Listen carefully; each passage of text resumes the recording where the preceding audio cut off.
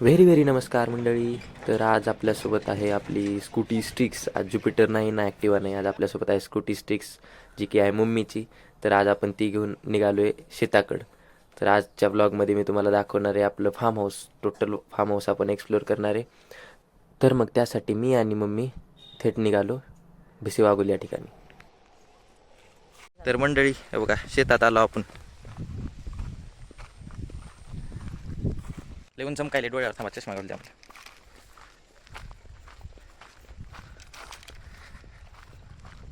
हां, आता बरं वाटतंय.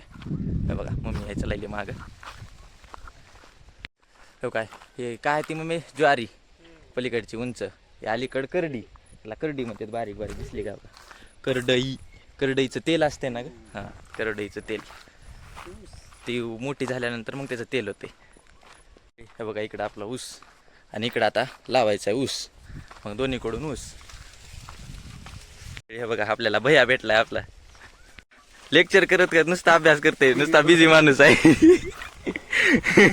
हाय तर म्हण हॅलो. तर मंडळी हे बघा, हे आहे आपलं फार्म हाऊस. आता तुम्हाला मी का आपल्या इथल्या प्रत्येक एका झाडाचं जवळून दर्शन देणार आहे.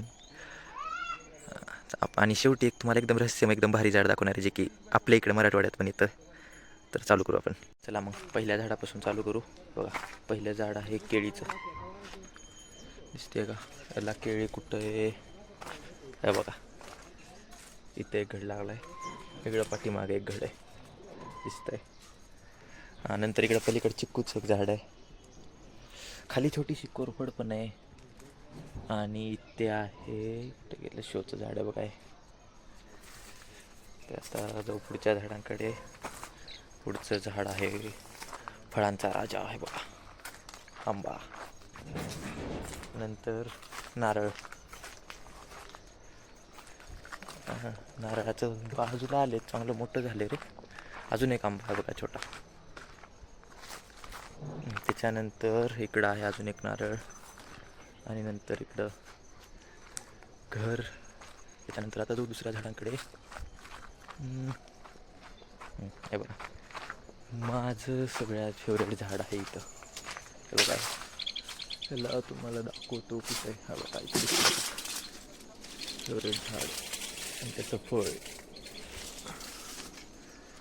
हे बघा इथं पण पेरू सगळ्यात भारी, सगळ्यात फेवरेट झाड आहे माझे. त्याच्यामुळं हे झालं. नंतर इकडं नारळ आहे, अजून एक नारळ. त्याच्यानंतर इथं कुठलं आहे? हां, अजून एक आंबा, हे आंबा. नंतर हे डाळिंब, डाळिंब येतच नाही त्याला राव. नंतर जास्वंदीचं आहे, याला फुलं आले तर बघा. अजून एक आंबा.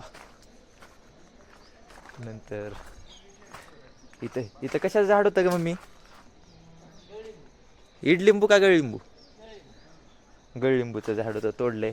आणि नंतर हे बघा इथं अजून एक आंबा, आणि अजून एक आंबा. सगळे आंब्याचीच बाग आहे. आणि हे बघा चिक्कूचं, चिक्कूचं सगळं उंच गेलं आहे, चिक्कूच नाहीत त्याला. आणि नंतर पेरूचं अजून एक आहे. हा पेरू तेवढा गोड नाही बघा, छोटे छोटे आहे, त्याला मोठे होते. आहेत त्याला पण लागलेत की बघा. नंतर इथं अजून एक आंब्याचं आहे, आंब्याचंच आहे अजून एक. आणि त्याच्यानंतर केळीचं, तिकडे लिंबाचं आहे, पण ते असून नसल्यासारखं आहे, त्याला येतच नाहीत लिंब. आणि बघा इथं एक केळीचं आहे, ह्याला पण आहे की बघा इथं केळी लागली याला पण. आणि असं सगळं आहे, सगळे झाड. आणि शेवटी तुम्हाला म्हणलं होतं ना, एक सगळ्यात भारी झाड आहे जे मराठवाड्यात लवकर येत नाही. हे बघा हे येते झाड, हे येते झाड.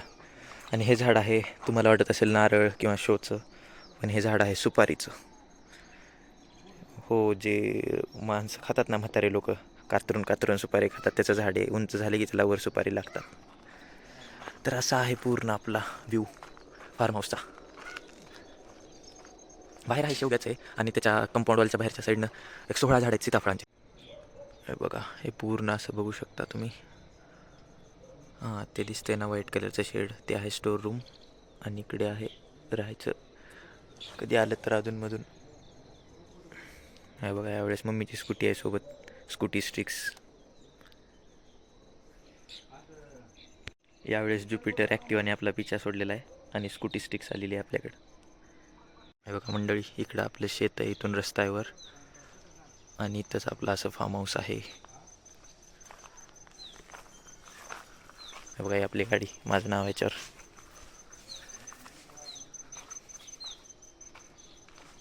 आणि असं आहे पूर्ण. तर मंडळी, गावाकडचं वातावरण म्हणलं की 6 वाजल्यानंतर थंडी वाजायला चालू होते आणि आम्ही मग नंतर थोड्या वेळाने जेवण केलं आणि जेवण केल्यानंतर अशी थंडी वाजत होती. 13-14 डिग्री सेल्सिअस तापमान होतं. अशा तापमानात मस्तपैकी शेकोटी करून आम्ही तिघंजण बसलो होतो. आणि मंडळी, हा ब्लॉग तर फक्त आपल्या फार्म हाऊससाठीचा होता. तर लवकरच आपला शेतातला पण ब्लॉग येणार आहे. चालते, तेव्हा भेटू मग डायरेक्ट आता. तोपर्यंत बाय बाय.